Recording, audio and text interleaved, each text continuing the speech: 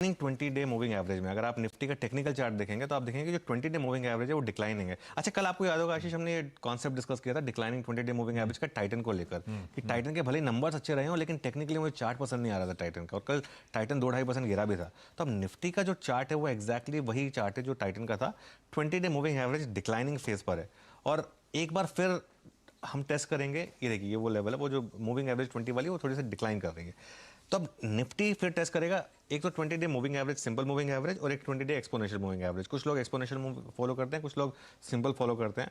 जितना नज़दीक की मूविंग एवरेज हो उतना एक्सपोनेंशियल बेटर होता है, जितना दूर की एवरेज हो उसमें सिंपल मूविंग एवरेज बेटर होता है। लेकिन मतलब जो भी आप फॉलो करते हैं उसके हिसाब से आप फॉलो कर सकते हैं। 20 डीएमए कहाँ प्लेस्ड है? 18,194 पर। और 20 डे एक्सपोनेंशियल मूविंग एवरेज कहाँ प्लेस्ड है? 18,172 पर। पिछली बार हम कहाँ से मुड़े थे? Exactly 20 day exponential moving average से हम घूमे थे, ना सिर्फ रुके थे बल्कि घूमे थे, और वहाँ से 400 पॉइंट का आपको नेगेटिव स्विंग भी मिला था, आपको याद होगा, निफ्टी के ऊपर। तो इसके लिए आज मैं नो ट्रेड जोन इसलिए कह रहा हूँ कि फिर वही बात, निफ्टी अगर आज रैली करके 18,200 के ऊपर गया और 18,200 के ऊपर बंद हो गया, फिर मैं कहूँगा कि चलिए ठीक है, आपका एक डबल बॉटम का कंफर्मेशन हो गया और उसके बाद आप फिर 20 डे मूविंग एवरेज को स्टॉप लॉस बना के एक ट्रेड ले सकते हैं निफ्टी के ऊपर। लेकिन दिक्कत यही है कि अगर वापस 20 डीए में हॉल्ट हुआ और वापस अगर मार्केट घूमा तो फिर ये लोअर हाई कंफर्म करेगा और उसके बाद फिर प्रीवियस लो भी टेस्ट कर सकता है। तो इसके लिए आज नो ट्रेड जोन है। आज मैं निफ्टी की सारी ट्रेड के टेम्पटेशन से बचूंगा, चाहे जो भी हो। 18,200 क्रॉस हुआ और उसके ऊपर सस्टेन हुए तो फिर एक कॉन्फिडेंस लौटेगा।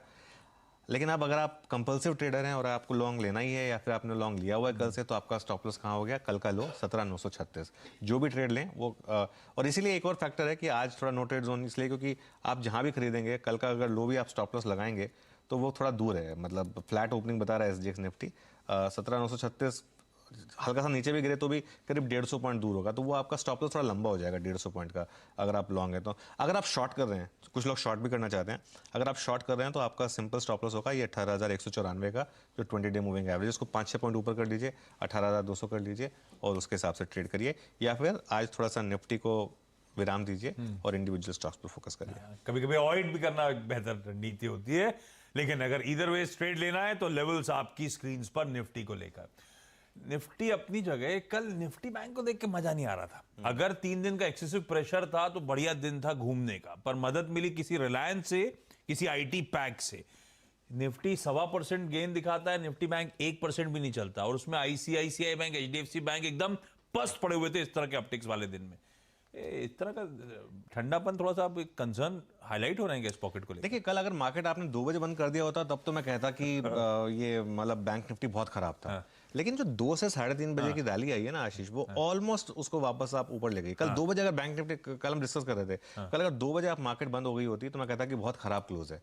लेकिन जो कल 2 से 3:30 के बीच में बैंक निफ्टी में रैली आ गई, उससे 2 चीजें हो गई। एक तो बैंक निफ्टी एक इंपॉर्टेंट कंजेशन जोन के ऊपर बंद हुआ, 2 लेवल की वजह से वो इंपॉर्टेंट था।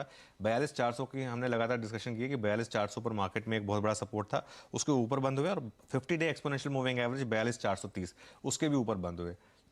तो मुझे एक ये लग रहा है कि 42,430 अब आपके लिए एक नया बेस बन गया है। 42,500 के भी ऊपर हम बंद हुए हैं, तो 42,430 अब आपके लिए बड़ा बेस बन गया है। और अगर अब आप बैंक निफ्टी में लॉन्ग है तो आपका स्टॉप लॉस बहुत करीब है 42,430 का, लगा तो आप बाहर हैं, वरना आप उसको कैरी कर सकते हैं।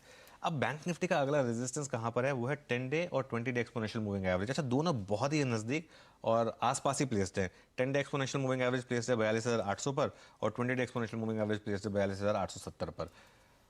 अगर मार्केट में मोमेंटम आया, अच्छा फाइनेंशियल निफ्टी की भी एक्सपायरी है, उससे भी बैंक निफ्टी पर एक इम्पैक्ट पड़ता है।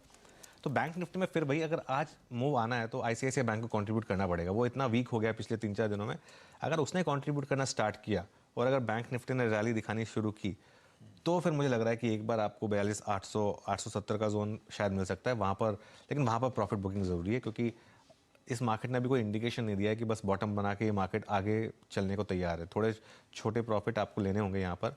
ये मार्केट बजट तक आपको थोड़ा ऐसे ही करने वाला है, मतलब बीच बीच में तेज़ी आएगी, बीच बीच में डिक्लाइन आएगी।